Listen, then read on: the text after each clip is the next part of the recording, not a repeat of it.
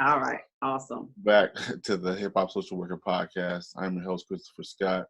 And today I have a MSW student, future social worker, currently a social worker, Tamara Bynum Dozier. Sorry. It's And all right. we connected on Instagram, and I love to talk to social workers, so I invited her on last season, but I got kind of burnt out, so I ended it early. But I'm back, and she can go ahead and introduce herself. Hello, everyone. I am, like you said, Tamara Bynum Dozier, and I am currently an MSW student working as a worker at a retirement community center. And I love it. I mean, this is what I was born to do, help people in whatever way they need it, not how I want to help them, however they need it. So, as far as, what I'm doing now as a social worker, my goal is to become a life coach and use everything that I've learned in social work to help people get to where they want to be or where they need to get to, using the skills that they have and utilizing the knowledge that, I acquired over the years. Yeah, sounds good. What got you into this line of work? I would say just watching my mom, take care of people early on as a child, seeing how people respond to her, help without them asking. So as I kind of grew up, I was a child who always helped the elderly, always lending a hand. Do you need me to do something? I can go to the store for you. I can take your trash out. I can sit with you if you need me to, just those kind of things. And then when I went back to school for my bachelor's, I had already been working with adults with disabilities. And of course, I wanted to just get a degree that matched my experience, my skill set. So social work was the perfect, program to get into. Yeah. I started out like that, working with adults with disabilities. Okay. And that's your current population you work for now? Are you served now? No, I currently serve the elderly who are retired, who are in need of rehab therapy prior to either returning to their homes in the community or the residents that live right in the building where I work. Yeah, okay. And what's your typical day look like at work? My typical day would be starting out with a team meeting, talk about the previous day, talk about what we're planning on doing for that day. For me, is generally following up with clients, going over discharge plans, because I'm generally discharging them back to their homes, either in the community or right there in the tower. So making sure that they have what they need to be successful to go back home. Okay. Yeah, that sounds similar. I used to work, for a short period of time, I was a social worker at a psychiatric hospital. Gotcha. Okay. And I was trying to, part of my job was more that's like my first job I ever had in social work. Wasn't where I really wasn't doing direct therapy. I was actually making phone calls and things like that. Gotcha. And I found out working with adults, especially adults with mental health issues, there weren't a lot of resources in our community, to help everyone. So when you're at work and you have to reach out to your community for resources, is it plentiful, or is it kind of or is it more on the shallow side? It depends on what the client actually needs. In my experience, it has been in between, not plentiful and not where it's shallow and I can't get anything, because we do have the local CSB or the Department of Social Services that will be able to, supply or link me to, whatever it is that I need for that client, as well as a senior services center that typically will pick up where I leave off. Most of the time, the clients will need either Meals on Wheels or help with applying for the Medicaid program or getting additional assistance in the home for personal care. And those are some of the things I cannot do where I work. So I have to outsource and link them to someone in the community to pick up where I leave once I discharge them home. Yeah. But the issue I usually run into is just me worrying that that's going to continue on once I discharge them home because I didn't actually complete it. Okay. So, all right. So you being in school and working at the same time, like, do you ever like apply theories to your practice? Like yeah, take stuff you learn from school and then you go to actual work, like, oh, this is something that like that I read about and it's happening right here. Like you ever like correct. take time to connect those dots? Yes, and it brings it full circle when I go when I'm in class and we're learning about these theories or these perspectives, and then I go to work, and unbeknownst to myself, I'm applying them without even noticing that I'm applying the work that I've learned, and it makes it much more easier because I go right back to class and we're discussing it, and I'm like, hey, that just happened. This is Yeah. how I applied it, or this is how it worked for me. And then it gives other students, it gives them an example of how it actually worked, because I'm probably one of maybe 4 of my classmates who are actually working in the field. Mm-hmm. So a lot of the students are just coming out of their undergrad, excuse me, and they haven't even worked in the field yet, so they don't even know how to actually apply it Yeah. or what it looks like when it's applied. Yeah. Yeah. That's that can be a like a barrier, or like not really a barrier, but like I feel like you can be real jaded if you haven't done so, Right. but you're in a MSW program. Like that's that's, to me, that seems kind of crazy, but Hmm. but if you don't know, like it's like you saying, like you don't know the work and you just kind of read these theories, and it's like, oh, well, this seems pretty easy, pretty typical, but Right. when you're working, it's never typical. It No, it's not. And it usually doesn't work exactly the way it's laid out in the text. I mean, every person is different. So Yeah. they don't always respond to those theories the way you think they're going to. Yeah. Is there a Um, theory of yours that's like your favorite, or like like your go-to? I don't have a go-to, but I know for me, I'm a spiritual person. So I usually use a spiritual influence or a spiritual, um, guidance to work with the clients. And then I just let that help me apply what I've learned. So Mhm. I've seen where I'll use some of everything, but not like purposely, if that makes sense. Yeah, I got you. So, Yeah. So I don't have a favorite one. Um, but I tend to use all of them, especially since I'm in school. yeah. So when I'm doing different assignments, I try to apply that one and see Mhm. if that works. And if it doesn't work, I'll try something else to see if that works, and just go where whatever works for that moment or for that client. Yeah. Yeah. Okay. That's a good practice. I know, Hmm. just because like I know I asked that question because like a lot of job interviews that like that you have, that the Hmm. officers will have, you become a MSW. They usually ask, oh, what theory do you really rely on? So, Really. yeah, a And lot see, of them. So go ahead. like my favorite one, I mean, but the one that makes the most sense to me is I always go with the family systems theory. You know, Yes. just because Uh-huh. just because I feel like like in a system, like a washing machine. So for instance, like last week, my washing machine wasn't working because Uh-huh. um we had a clog in the in the filter. So I look at that Mhm. like like in like in a family system. I have a client who comes from a home where there's a lot of trauma going on, and that trauma kind of transferred to to my client.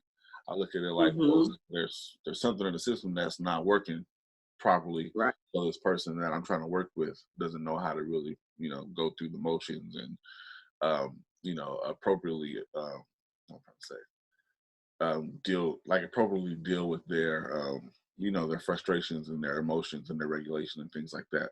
And I Right. would say appropriate because I know there's no like flat out appropriate way, but there's ways that are helpful and there are ways that are harmful to others. So, Right. Correct. That sounds great. I was going to add the interviews that I've been on for social work positions. I don't really get that question, which theory like to apply. I just get the random, how do you handle certain situations and what would you do?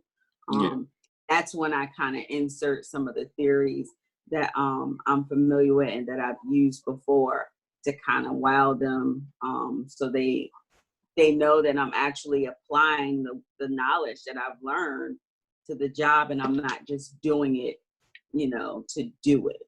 yeah, yeah. How do you gauge like a success, in your practice? For me, I feel the the most successful when I'm able to make the client feel safe. If I'm able to make them feel heard or understood or validated, supported, and motivated to, continue on with their personal successes. So if I'm able to help them understand, what it is that they want to accomplish and then help them get to that and they feel good about it, I feel successful. Hmm. Even if they haven't been successful in the original goal, but learning the steps to get there so that they can, continue on even after we terminate.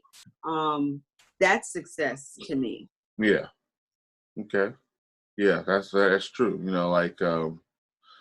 I know in the field we work in, it's hard to really because there's so many disparities of things. It's hard to like really like feel Gauge good success. like on a Right. on a consistent basis. But there are those times Right. like where everything kind of clicks and you get a case that just everything worked out and and Right. just move on and do what they need to do. And then it's like kind of like you take a small little bit of like a little bit of I did my small part for you. Uh-huh. Do your thing. Yep. And you feel Um, it. Go ahead. Yeah. No, I was saying, and you feel accomplished by just the little things that you've accomplished with helping them. It doesn't have to be a huge success, but if you're able to break through something, Hmm. that's an accomplishment. Yeah, definitely for Yeah. sure. How do you like deal with like the disparities inside the system you work in? Well, I try to, considering where I work is a probably 98% Caucasian client base. Yeah. Um, that is on the higher end of the,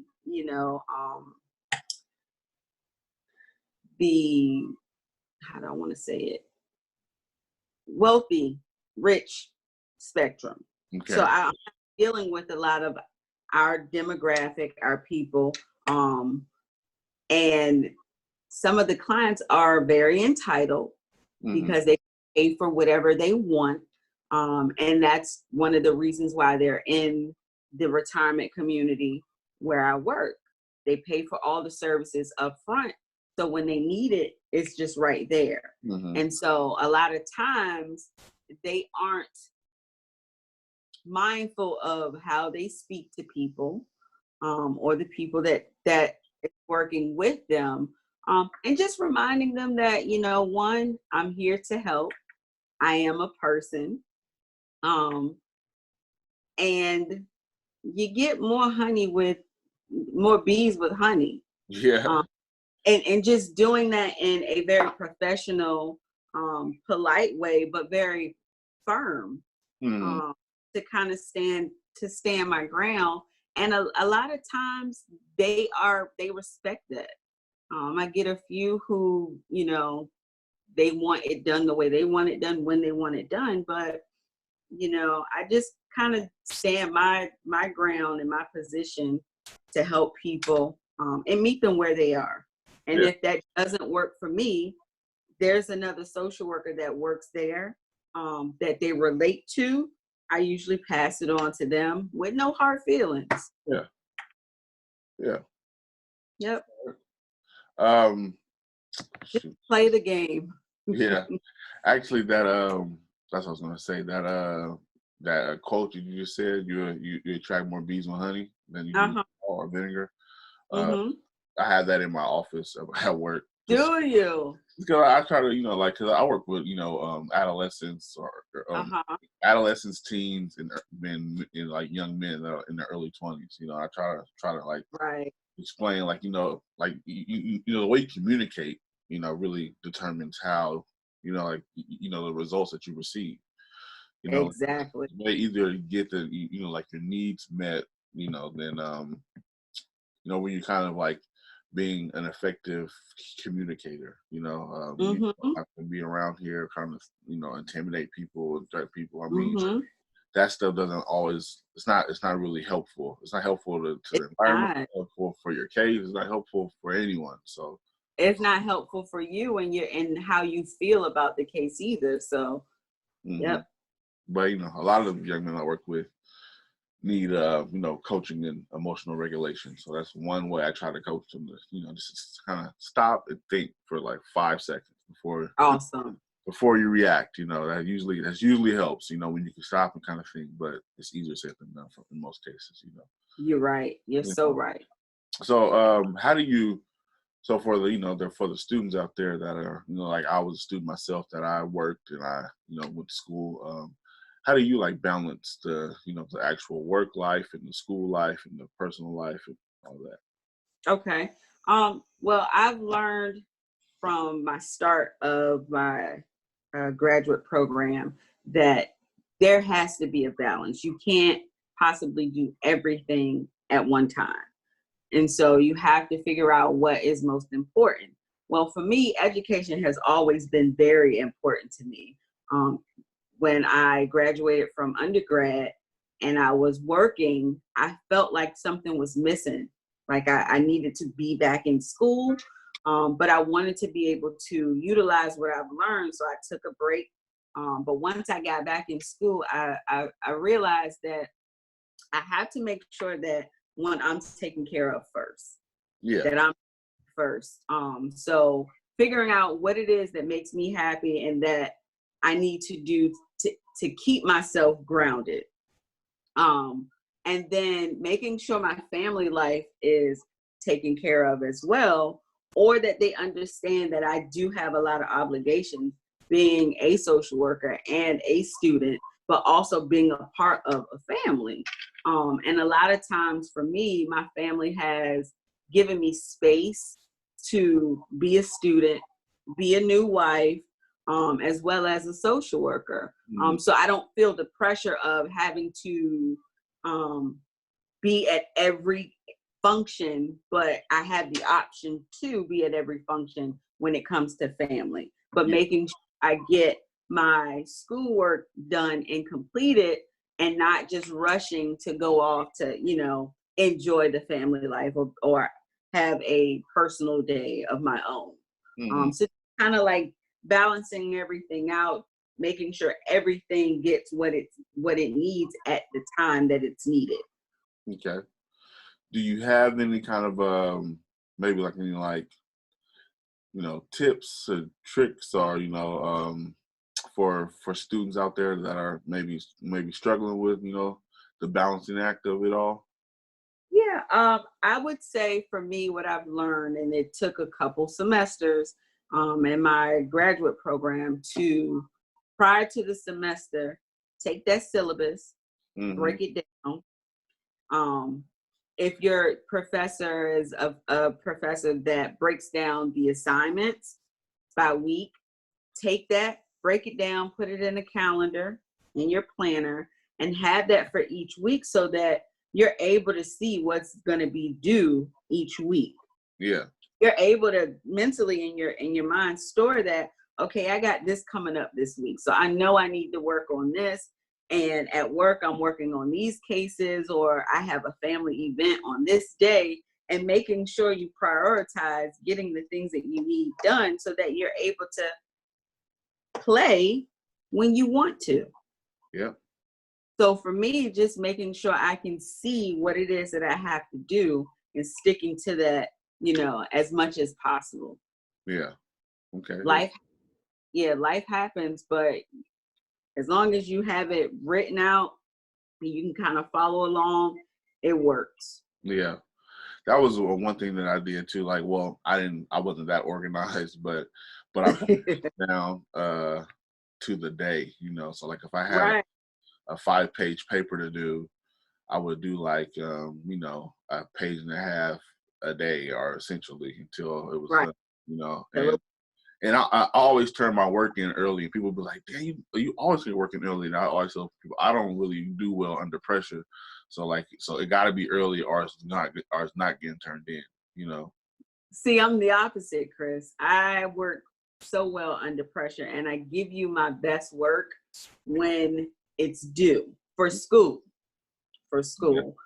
So a lot of times for me, if I know all assignments are due on Sundays, I work or wait until the end of the week Yeah. or the weekend to start working on it, because beforehand, mentally, I'm not thinking about it. Yeah. And I use the beginning of the week for me to do the things that I need to do for myself, for my family. And then the weekend, that is school. Friday, Saturday, and Sunday, those are my days where I'm sitting, at this desk and I'm banging everything out. Yeah. I wish I could.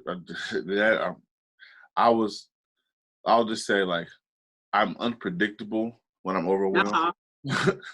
So I like to just avoid that, but I do know a few people like you that's like, yeah, I'll wait till Sunday and just hunker down and bust it out my best work. But I wish I could. But and one trick that I have that might not work for everyone, but it works for people in grad school. Yeah. You don't have to read everything. I've learned that, and I do well with kind of skimming. Yeah. Kind of skimming the text. I don't do well with reading everything because it's way too much information to retain. Mm-hmm. So I like to skim the key text, the things that I think are important, and then go back and ask questions later. But I can't tell you the last time I really read, all the chapters of, each assignment, because it's just way too much. I like to take in things little by little so that I can retain it. Yeah. Okay. What are your goals, your overall goals and aspirations with your Okay. My goals, like I said before, I really want to be like an accountability partner or like a life coach to people, because that's what I've been long before I even had a degree, with a lot of my friends, a lot of the adults or elderly people that I've encountered. I've realized a lot of people look to me for advice or encouragement or motivation to just do everyday things. And being able to be someone's accountability partner would be great to help people stay on course of the things that they need to accomplish in their life, whether it's small or large, whether it's, I want to go back to school, helping them maneuver through the steps in which they need to get into school, or what they need to do to complete the application process, or, turn in the important documents they need to get into school, or applying for a job, or just, staying motivated, knowing their worth. So my goal in the next, few years is to actually become a certified life coach. And I've started working on different programs that I've been certified as a life coach, but I want to go to or go through a program where I'm actually certified, officially as a life coach. Yeah. Okay. Nice. That's some good goals. Mhm. Yeah. I mean, I'm kind of life coach, therapist. You are. You Yeah. definitely are. You're a leader out here in the community, and the work that you're doing that I've been watching for years is amazing. And let me share a little something with you. Um, when I started my undergrad, one of the professors asked us, what do you want to be once you get your degree? Yeah. And my answer was a hip hop social worker. Yeah. So when I came across you, I'm like, oh my God, I'm not the only person who, love music and love helping people and want to merge, the two together. So it's not a coincidence, that our paths cross. Yeah. You're doing the work. You are motivating people to be the best, individual that they can be. And I'm grateful for that. Yeah. I feel like one of my like key components in my practice is like I want people to be themselves. I feel like when you can Mhm. be yourself, the the possibilities are endless. See, but you gotta also Right, like be like a person who's healed to be comfortable enough to be themselves. right, That's I right, try to unlock that, in therapy sessions. Sometimes it takes right, sometimes it works, sometimes it doesn't. But I feel like at the core of my practice, like I just want people to be themselves, be comfortable enough to be themselves, to know that exactly. their flaws and all that stuff is okay. Nobody's out here who doesn't have stuff that they're not going through. So might as well Right. be yourself. You know. I literally just posted that yesterday. I posted a picture and it says, be yourself, everyone else is taken. Yeah. Yeah. That's So true. That is that true. that is my motto. Like, I've gone through a lot of things in my life, a lot of hardships just in life general. And my administrator said to me sometime last year, earlier this year, excuse me. And she said, I've never met a person who handles adversity as well as you. You're so graceful with all the things that has happened to you personally and then around you within your family or your friends, and how you're supportive of everyone. And I responded to her, we're all going through something. It may not look the same, it may not be the same situation, but everybody's dealing with something. And I can't feel, like I'm the only one hurting, when I lose a family member, um, or when, I have a personal loss. I'm not the only one that is going through something. So Yeah. I try to, you know, keep my composure and keep my cool, and understand that, everyone goes through things for a reason. And it's what you learn out of your trials and your tribulations and how you respond to that that makes you a better individual, a better person. Yeah. Um, and so I try to use that in my practice with other, clients. Yes, we're all going to go through things, but it's how you handle those things and how you respond to them that makes you a much more stronger person. Yeah. Yeah. I like that. And you are, yes, the way. Yeah, that is everything you said. So, Yeah. let's see what else. Shoot, it's escaping me. Oh, social work in your area. What does social Uh-huh. work look like in your area? Like, what is the what do you feel is the main like social work like driver? Like what's the social work agenda where you live at? I would say it would be just making sure that individuals know where to go for, necessities. Hmm.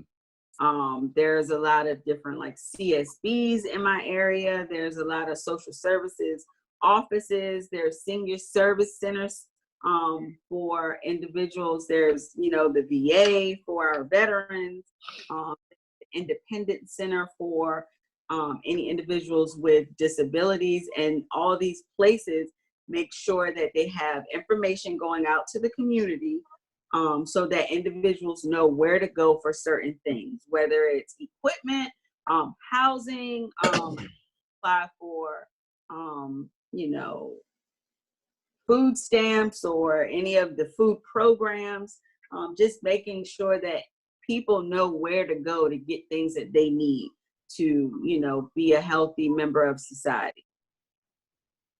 Okay. Nice. Nice. All Yeah. right. And this is in the DMV area? This this is actually in the Hampton Roads area of Virginia. So the Norfolk, Virginia Beach, Chesapeake, Suffolk, Newport News, um, Portsmouth. I'm missing something, but pretty much, you know, that area. Yeah. Um, I'm located in Virginia Beach. I work out of Norfolk. I've worked out of Norfolk my entire life. Mm-hmm. Um, and so I kind of deal with individuals that are all around the 7 cities here in Virginia. I get some clients from out of state, from the other parts of the DMV, New York, Florida, California. I've had residents from or clients from all of those places. Okay. Sounds good. All right. Well, I appreciate you joining me today, this morning. Of course. Thank you for inviting me. No problem. You know, every social worker has a story to share. Yes. I just want us all to get our shine, you know. So Awesome. I appreciate it. no problem. And good luck in school, you know. Thank If you. you have any more tips for if you have any more tips for students, you know, please you can email them to me and I can post them for you. Or I Will can do. people where you can post them at because you're going to be a life coach, so you might as well get used to posting, you know, all this great Just, stuff. yes, I just started that last night. Got Yeah. my Yeah. page up. It'll be running soon. So where can we find that page? You can find that on Instagram. It's going to be listed under Mrs. Bynum Dozier Okay. um, on Instagram. And once I get everything up and running, I will tag you in a few things and we'll stay linked together. All right. Sounds good. Awesome. All right. You have a good rest of your day.